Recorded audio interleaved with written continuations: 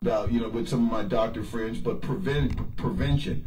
And, as somebody, once again, I'm a firm believer in diet and some of your lifestyle choices that can kind of keep you away from, the doctor and things like that. But obviously, medicine does serve its purpose. But I think organizations like yourself and having forums and bringing community people in and giving them all the information makes the medical field stay true to itself.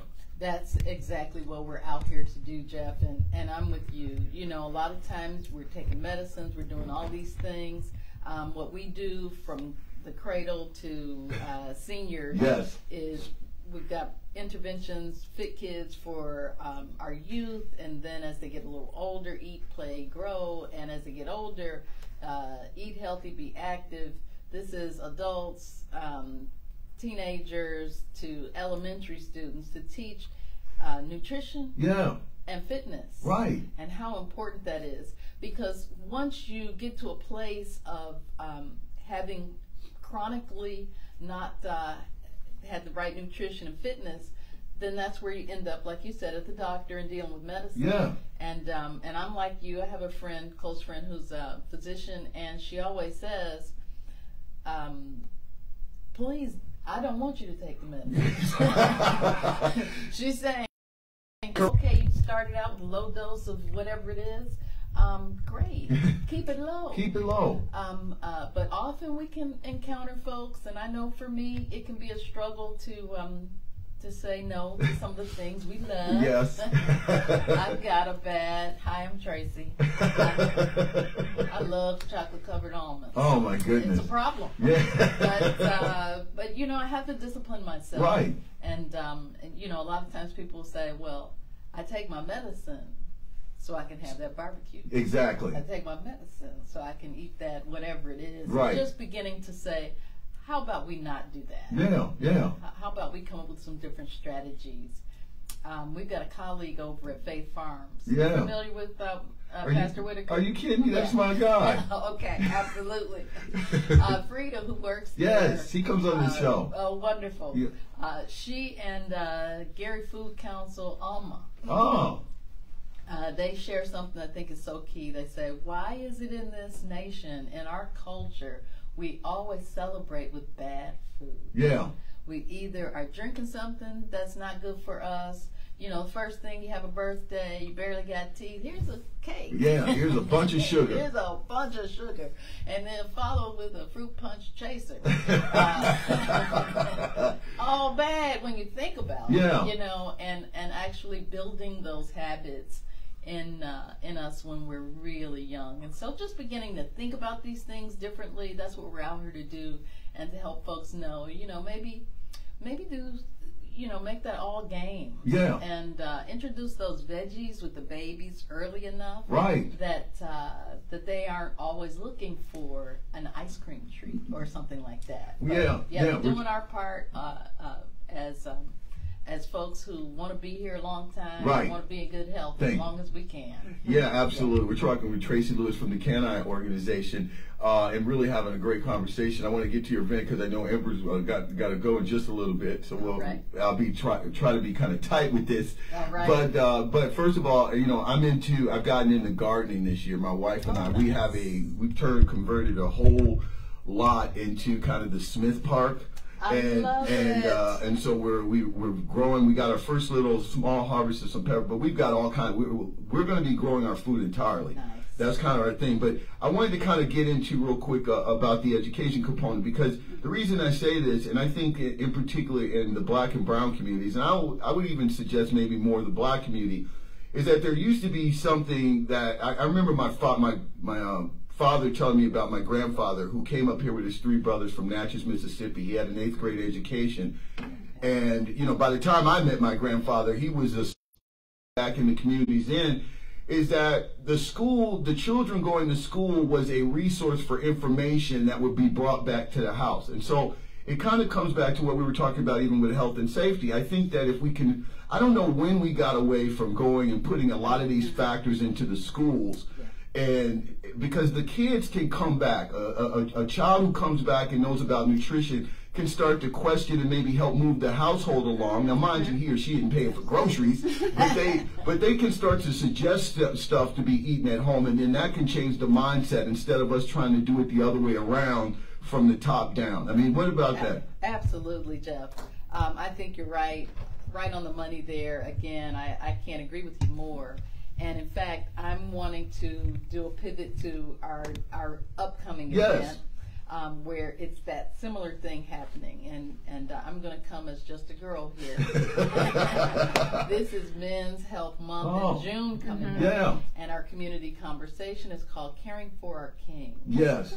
And so in that conversation, we are focusing on men and boys. Yeah. And we unfortunately are in the midst of a mental health crisis among black men. Yeah. And so we are here for discussing that, bringing those voices to the table. I've already convened voices of some younger men in their 20s. Yeah. And one of the things that they mentioned was not being listened to. Yeah. Oh my goodness. Not feeling listened to by their elders, but as well that there's so much of this social media, and nobody's really talking anymore. Right.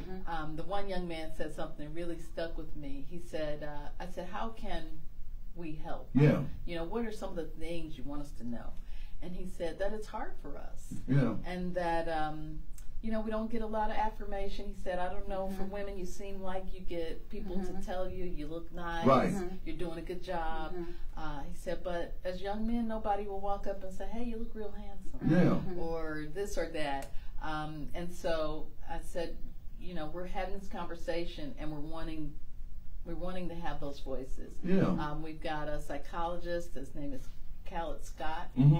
He's going to be speaking. I'm sorry, therapist Khaled Scott. Yeah. Licensed social worker, and he'll be the featured speaker. But we're wanting to have a panel discussion, and it will be young men, seniors. I love it. Amber's clapping over there, so that helps me feel like we're doing some good things.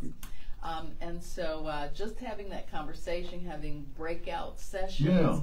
But I'm doing a call out here today for mental health providers for our region. Please join us. Yeah. It's like a secret sometimes for people to find health care, mental health care. Right. And I want to always emphasize it's wellness. I don't want to make it like it's sickness. Yeah. It's just taking care of yourself.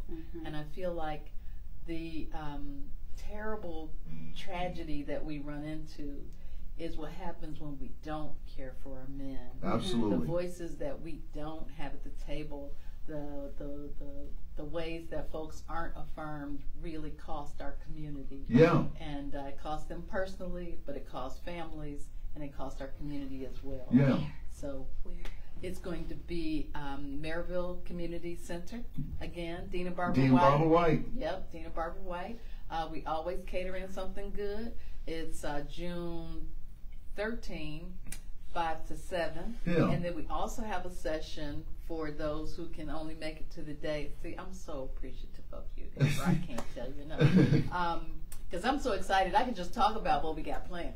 But June 25, right. June 25th, we're also having an early session. So that will be 9:30 to 11:30. So we're hoping that we can just care for and show love and grace to the men in our community and connect them with the needed resources and sharing information and just saying, it's okay, men hurt too. Yeah. Men need to be complimented too.